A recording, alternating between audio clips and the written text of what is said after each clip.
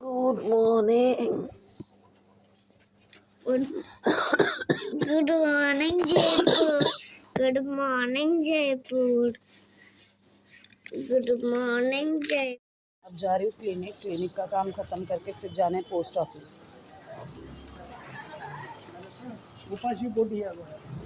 Clinic में थोड़ा सा अपॉइंटमेंट है, वो बहुत इम्पोर्टेंट अपॉइंटमेंट है, तो वो कंप्लीट करना है। देन मैं जाऊँगी पोस्ट ऑफिस के लिए। ब्रेकफास्ट में मैंने आज भाजी रोटी खाया और चाय पिया है बिस्किट के साथ, बस।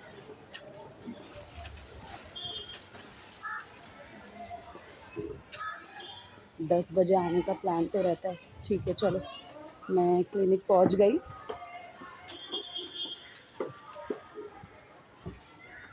मैं क्लिनिक आ गई हूँ, मैं आप लोगों को मिलती हूँ। हॉस्पिटल का काम ख़त्म हो गया और मैं यहाँ गई थी पोस्ट ऑफिस में। वहाँ पर तो प्रिंटर बंद ही है। आई डोंट नो, लोग का कुछ ना कुछ होते रहता है, तो वो काम रह गया। अभी उन्होंने 10 दिन के बाद बुलाया है। और फिर मैं ATM आई थी, ATM का सब ख़त्म करके अभी घर पे जा रही हूँ। घर पे जाते थोड़ा रेस्ट करती हूँ। इशू एक्चुअली ये था कि सी सेक्शन डिलीवरी है ना, उसको लेके थोड़ा सा इशू था, कॉम्प्लिकेट्स थे। बट अभी उन्होंने मेडिसिन दिया है एंड सेड कि डू नॉट टेक टेंशन, सब ठीक होगा। मेरे एक्चुअली दोनों डिलीवरी सीजर ही है, तो उसके वजह से थोड़ा इशू था। सो मैं सब जिनका भी डिलीवरी सी सेक्शन से हो ना, take care of yourself, extra care करो। हमें लगता है बच्चा 4-5 साल का हो गया एंड वी आर फिट, तो ऐसा नहीं होता है। सो अपना केयर करो, जहाँ पर स्टिचेज़ है वो क्लीन रखा करो, अच्छा से रखा करो, ड्राई रखा करो and take care of yourself. हमें लगता है हमारा बच्चा 4 साल का हो गया, 5 साल का हो गया, हम जाके वज़न कैरी करते हैं और फिर एकदम केयरलेस, एकदम बिंदास रहते हैं। तो वो गलती बिल्कुल नहीं करना भाई, अपना टेक केयर करना। वज़न तो आप उठाना ही नहीं। मैंने भी यही गलती किया था। आई थॉट कि 4 साल हो गए, टाँके सूख गए होंगे,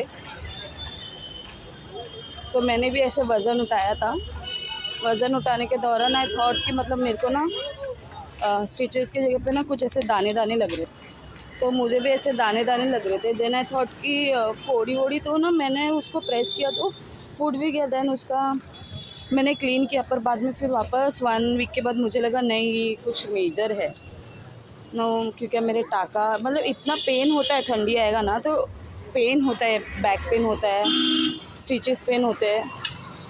बट वो मुझे बहुत ही डिफरेंट लगा। देन आई थॉट ऑफ कि मैं डॉक्टर दिखाऊं, तो आज मैं गई थी, तो उन्होंने देखा। देन उन्होंने बोला कि अरे यार, टाका पक गया है, 4 साल के बाद टाका कैसे पक सकता है। देन उन्होंने जब प्रेस किया ना, तो उसमें से आप लोग बिलीव नहीं करोगे उसमें से क्या निकला। उसमें से पता है, जो हमारे एक्चुअली जो सीजरियन पेशेंट है, उन लोग को अंदर से स्टिच करके लोग बाहर स्टिचेस लेते हैं। देन बाहर एक जगह पे वो लोग ना थ्रेड को नॉट करके वो लोग काटते हैं, तो उधर वो रह गया था अंदर, तो वो पक गया था। देन उन्होंने वो मतलब उन्होंने वो प्रेस करके उन्होंने वो थ्रेड निकाला, तो इतना बड़ा थ्रेड था। तो थ्रेड उन्होंने निकाल दिया, मेडिसिन दिए है, तो बोला तो टेंशन मत ले, खाने पीने का ध्यान रख और बिंदास रहे, कुछ नहीं हुआ है। मैं बोली नहीं, मेरे को तो वही टेंशन होता है ना, अब मुझे कुछ भी होता है ना। मैंने बोला डॉक्टर, मुझे कुछ भी होता है ना, मुझे एक्चुअली टेंशन होता है मेरे 2 बच्चों का। बोलता है नहीं, you are fit, you just don't take tension. कभी कभी ऐसा होता है कि धागा रह जाता है या कुछ हो जाता है ना, तो इसके लिए वो पक जाता है, बट डोंट वरी। मुझे भी थोड़ा टेंशन हो गया था कि भाई 4 साल के बाद पक गया, वापस से काटना पड़ेगा, तो मैं भी थोड़ा टेंशन में आ गया था। बट नाउ इट्स ओके, वो थ्रेड निकल गया ना, तो बस तू शाक सब्जी खाते रहे, एकदम ठीक हो जाएगी। और फिर 1 वीक के बाद वापस बुलाया है, तो आई गेस मैं फ्राइडे जाऊँगी, next Friday. And guys, even have a bad news also. I lost my फूफा जी, पीशो बोलते हम में। यस्टरडे नाइट मेरी मम्मा गई है, मैं संडे जाऊंगी, बिकॉज़ ये चीज़ें भी इम्पोर्टेंट थी ना। मैं खुद ही स्टेबल नहीं थी, तो मैं कैसे जाऊँ ना। तो आई गेस हाँ, मैं क्या ही बोलूँ अभी मैंने उनके साथ इतना टाइम तो स्पेंड नहीं किया, but yes I have a respect because मेरे फूफा जी सबसे छोटे। तो एक्चुअली अभी तक तो पूरी बात पता नहीं चली कैसे हुआ, बट जहाँ तक कि दीदी से बात हुई तो दीदी ने बोला कि उनका किडनी डैमेज था। तो इसीलिए उनका कल सडनली ऐसा हो गया। एनीवेज चलो मैं भी थोड़ा जाती हूँ घर पे, रेस्ट लेती हूँ। Hi guys, good evening. तो मैं घर ना आ गई हूँ। एक्चुअली क्या है, मैं सोची थी मैं दोपहर को भी आप लोग से बात करूँ, बट आई डोंट नो, शायद ना डोज ना बहुत हैवी है। मैं ना मतलब गई घर पे और मैं ना सो गई, और फिर सोने के बाद मम्मा ने मुझे उठाया खाना खाने के लिए उठाया, एंड फिर मैं खाना खाई, दोनों बच्चों को सुलाया। दोनों बच्चों को सुलाने के बाद वापस से मैंने मेडिसिन लिया, एंड कैन यू बिलीव मैं वापस सो गई। एंड मैं 6:30 को उठी, 6:30 को उठ के चाय वाय पिया, और फिर मैं बड़े वाले को वहीं रखा, छोटे वाले को लेके आ गई, क्योंकि अब मैंने जैसे आपको बोला था ना कि मेरी बुआ का ऐसा ऐसा सीन हो गया है, मतलब मेरे फूफा का डेथ हो गया है। तो घर के बड़े तो गए थे, मैं नहीं जा पाई, मम्मी भी आफ्टरनून में आ गई थी। तो पर कल हम लोग जाएंगे। एज़ यू नो, बंगालीज़ में रिचुअल होता है ना कि मतलब हम लोग को फल फ्रूट देना होता है, तो वो सब दे के आएंगे और मिल के भी आएंगे। तो मेरा भाई भी जाएगा, मैं भी जाऊंगी कल। शायद ही मैं वो मतलब ड्यूरिंग मैं वो घर विज़िट कर रही हूँ, मैं शायद ही शूट कर पाऊँगी, but is because I think नहीं शूट करना ही बेटर है, because it is very hard time ना। तो किसी को ऐसे सिचुएशन पे, सो लेट्स सी।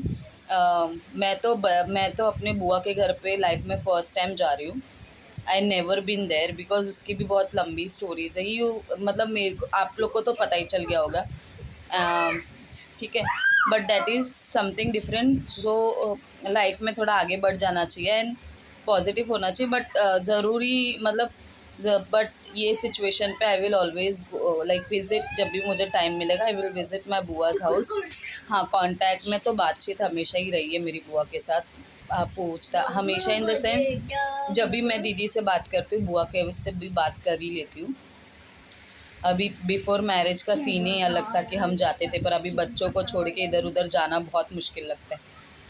तो बस यही कि अभी घर पे तो आ गई हूँ मैं। अभी देखती हूँ दाल बन गया है, भात और करूँगी। अभी तो मेरे को आलू, देन टमाटर, ये सारी चीज़ें जो होती है ना जिससे पर्स और पक सकता है, वो सारी चीज़ें तो मना ही कर दिया है। और मेरी मम्मा ने भी बोला कि फॉर योर प्रिकॉशंस तो तू खाई मत अभी 1-2 हफ्ते।